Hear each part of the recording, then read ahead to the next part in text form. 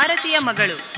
ನಮ್ಮ ಸಂಸ್ಕೃತಿಯಲ್ಲಿ ಹೆಣ್ಣು ಮಕ್ಕಳನ್ನು ಸಹ ಗಂಡು ಮಕ್ಕಳಷ್ಟೇ ಅಕ್ಕರೆಯಿಂದ ಕಂಡಿದ್ದಾರೆ ಎಂಬುದು ಸತ್ಯವಾದ ಮಾತು. ಹೆಣ್ಣಿನ ಪಾತ್ರವಿಲ್ಲದೆ ಪುರುಷನ ಜೀವನವು ಅಪೂರ್ಣವೆಂದೇ ಭಾವಿಸಲಾಗಿದೆ. ಪುರುಷನ ಭಾಗ್ಯವೆಲ್ಲದಕ್ಕೂ ನಾರಿಯ ಪುಣ್ಯವೇ ಕಾರಣ ಎಂಬ ನಂಬಿಕೆಯೂ ಇದೆ.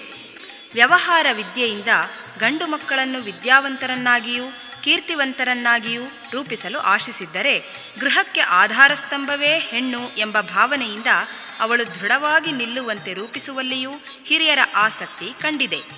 ಅದಕ್ಕಾಗಿ ಅವರು ಅವಳ ಮಾನಸಿಕ ದೃಢತೆಗಾಗಿಯೂ ದೈಹಿಕ ಆರೋಗ್ಯಕ್ಕಾಗಿಯೂ ಅಕ್ಕರೆಯ ಮಗಳನ್ನು ಅತಿಶಯದ ಆರತಿಯ ಮಗಳಾಗಿ ಕಂಡು ಆನಂದಿಸಿದ್ದಾರೆ. ಸುಕೋಮಲೆಯಾದ ಅವಳನ್ನು ಹೂವಿನಂತೆ ಕಂಡು ಬಾಡದಂತೆ ರಕ್ಷಿಸಲೂ ಇಷ್ಟಪಟ್ಟಿದ್ದಾರೆ. ಆಸ್ತೆ ಅಕ್ಕರೆಯಿಂದ ಹೆಣ್ಣಿನ ಜೀವನವೂ ಸುಖಮಯ ಆಗಲೆಂಬುದೇ ಹಿರಿಯರ ಹಂಬಲವಾಗಿದೆ.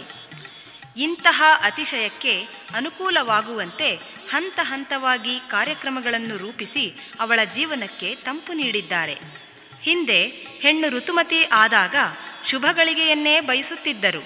ಆದ್ದರಿಂದ ಹೆಣ್ಣು ಯಾವ ಗಳಿಗೆಯಲ್ಲಿ ನೆರೆದರೂ ಶುಭಾಂಗಿನಿಯರೆಲ್ಲ ಒಟ್ಟುಗೂಡಿ ಶುಭ ಶೋಭಾನೆ ಪದಗಳನ್ನು ಹಾಡುತ್ತಾ ಜಯ ಜಯ ಎಂದು ಹೇಳಿ ದೋಷ ನಿವಾರಣೆಯನ್ನು ಕಂಡುಕೊಂಡಿದ್ದರು.